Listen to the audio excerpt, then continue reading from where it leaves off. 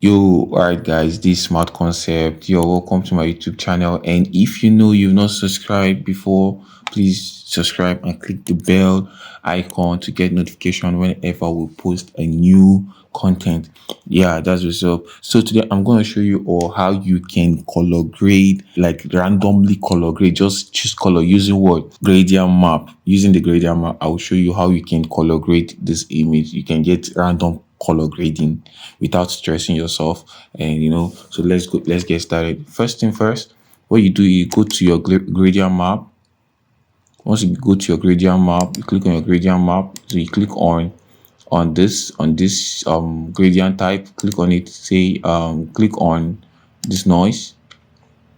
Click transparent. Reduce like 9 here. Reduce here like maybe let's say 12. Your transparent is clicked, then say okay. Come here, click on soft light, your blending option. Change it to soft light. Click on it. Open back your gradient map. Just randomize. See, it changes the grades. You can just randomly grade your image using this method. You see, just keep clicking on randomize, keep clicking on randomize. You see, like it changes. So this is how you color grade using gradient map. Very simple and snappy, right?